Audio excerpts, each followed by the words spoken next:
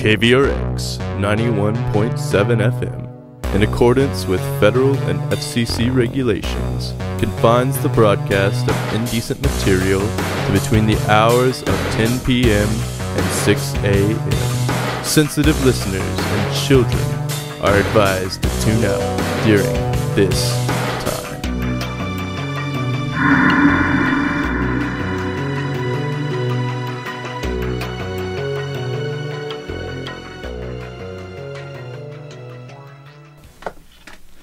I knew about it. Awesome. I knew about it during Silk Road, but it was more like, oh, you pay for this Silk Road stuff with this special currency. I didn't really know, like, what it was or, like, how important it was. And, like, yeah. I think it's very important. I put every last one of my dollars into Bitcoin a year and a half ago. Really? I see it as a lifestyle that people today, particularly young people, that are interested in producing a new way of life, something that can help them, because it's a type of money that you can use on anything that has to do with the internet or smartphones. And it was invented by hackers specifically to be secure for them. So it's really, really secure. Yeah. It's also something that no bank or ancient, like, central authority controls. I think that's the most appealing thing about Bitcoin to me. And, like, it's just, it, like, gives you, like, for me at least, it was, like, this little like, glimmer of hope that, like, the mega bank will not, maybe it won't always control everything. You know, there is another thing out there. I don't know if I think that, like... Alternative, something outside of the given system, which has clearly proven itself to not be in your favor. Yeah, I don't know if I think that, like, Bitcoin is it. I don't know enough about Bitcoin. Strides in that direction. It's almost like the people that are working in that area and developing these technologies, they're kind of like the I don't know, they're like the superheroes of the 21st century, you know. They're kind of engineering the future for the little guy. Yeah, and I don't know, it's crazy out there. It's dangerous out there, apparently. Yeah. It's the fastest evolving part of finance, that's for sure. Yeah. So I work for an accountant, and he gets very upset when I mention Bitcoin, because he spends all of his time doing people's taxes and you know, keeping track of their finances and being that middleman with the central, you know, regulating authorities, the people that want a percentage of what you do and want to tell you what you can and can't do. And so Bitcoin, if one doesn't explicitly come out and say that these cryptocurrencies are a way to get around this system, is you know, it's a thought that is completely challenging. You know, it's like, oh, but it's not currently, you know, regulated, or it's not current. The people that are doing this are trying to avoid being seen and being transparent, whereas what he does is all about being as transparent as possible. I mean, in a sense, one can argue about accounting, but I wouldn't say that it is a way of getting around the system. Rather, it's a way of having more freedom to be able to create what you want to do in your life. And do you think, are there things that you can purchase with Bitcoin, or does it open up more possibilities for you that you could not have with just a debit card on the internet? Definitely. There's a lot of things I can purchase with Bitcoin that I can't purchase with US dollars. And my favorite thing about it is anybody right now that has been using Bitcoin or been taking Bitcoin is always like a really high-level person on top of whatever they're doing, because they took a risk in deciding to take Bitcoin. It takes some drive to learn how to use it, to think of it, to think independently about it. Like Sally mentioned, her accountant. A lot of people have this sort of gut level reaction to it somehow. Like, how do they know that they don't like it the first time that they hear about it? Why didn't they try it first to see how it works. He told me he won't even read any articles about it because he already knows what it is. He says it's funny money, and anyone who's touching it is a criminal, and he doesn't want to even know. I've heard that. I'm pretty sure I read that, like, in like European countries, you can like go out and pay for your dinner with Bitcoin. Yes, well, we're going to be having Bitcoin ATMs in Austin. Really? There already has been one installed. It was the first one in the U.S., I think. Wow, where is it? It's a really great question. We have to look at the internet for. On coinmap.org. I know it's got a Google map that shows where it is, though. But why would you need a Bitcoin ATM? I thought it was all on the internet. Well, if you wanted to purchase some Bitcoin, I suppose, conveniently right there in the person, or if you have money in Bitcoin and you're in a situation where they want where you US need dollars. you need cash. Yeah. Yeah. Okay. Wow. Wow. Intriguing. And so I'm pretty sure I saw recently that Bitcoin was valued in the 600s right now. Yeah, How right. much did it cost a year and a half ago? A year and a half ago, it cost, let me think, $6 maybe. Wow. Between $6 and $13. Wow. Wow. And then in December, it was up around 1,000? November, it got up to 1,200. That was the peak. And now it's around 600. Now it's around 600. The biggest exchange in the network had some type of flaw that they haven't discussed yet. And what does that mean? Their biggest exchange in the network? There's an exchange in Japan called Mt. Gox, and it's a legal entity that allows people's bank accounts to buy Bitcoin or Bitcoin to send out money to a bank account.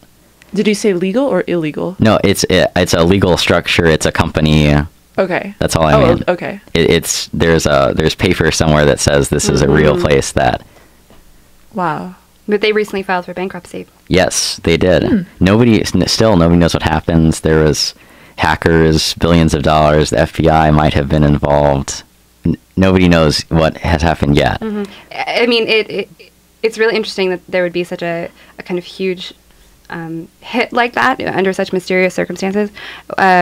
Just as in the last 6 months, it's gaining so much speed. And isn't it true that countries all over the world are really having to answer to this new force that's challenging their centralized currencies? In Iceland, they recently developed, only 5 or 6 days ago, they came out with a version of Bitcoin that was developed for the culture of Iceland. Because in Iceland, they had their banking system. Their dollar was devalued 99.5% against the U.S. dollar, which means if you held $1 in so many years, that same dollar would have been worth 0.5% of what it was only a few years ago. Yeah, they had massive inflation and economic collapse. Yeah. They dealt with it very differently than a lot of other Western countries, though. They did. They removed all the congressmen from power. They started trying to put the bankers in jail, the ones that they thought were responsible for the corruption. And they tried to rewrite their constitution over the internet. And I think all three of those things would be very modern day things to do in society. In many places. I think it says a lot about the media in the U.S. that I had never heard of that. And yes, this is a really progressive development in this country. It's been going on for years now. I don't know when their collapse was, but I mean, yeah. It was about the same time like the American housing collapse happened, the so-called Great Recession that we may still be in. 2008. Wow. Onward. Yeah. Yeah, welcome to the future. That's why South by Southwest Interactive is so cool. Well, on that note, I found this other CD in the new bin that we can play. I thought it was pretty. Ooh, it's pretty. Las Cafeteras. Let's see, what does the mixing traditional mariachi and son jarocho with Native American flutes, newer iterations of folk and hip hop. What? Okay, so the first, the traditional mariachi with Native American flutes, that's track 9. Mm-hmm. And newer iterations of folk and hip hop are tracks 6 and 10. How many tracks do we get to listen to? As many as we want. Ah, wonderful. Hey, and can you take calls as well? Yes, we if can. there are And people listening. I just learned how to put a call on the air today. Thank goodness. That's wonderful. You know, I tried almost every show I had It's tried. real tricky. But I came into the station today and said, could someone show me how to put a call on the air? And hopefully it'll work. We can try. You're getting there, Katherine. If anyone wants to call in, the number is 512... 895. Is it 895? 575. No. Wait. 512-895-5. I have this memorized. I've listened to KOP so many times. And KVRX. But we're not the same number as... KVRX. Get it together, guys. Okay, but wait, actually, no. I just noticed something. Oops. We might not actually be able to put callers on the air right now because there's something called, and we're not allowed to say any bad words. And we have a 7-second delay. And normally, if there's an accidental bad word, there's this button right here that I can press called the O*** button, and it will make the last 7 seconds go blank. But that button doesn't seem to be there. It's gone. It's usually right here. Does that mean we're uncensored or that...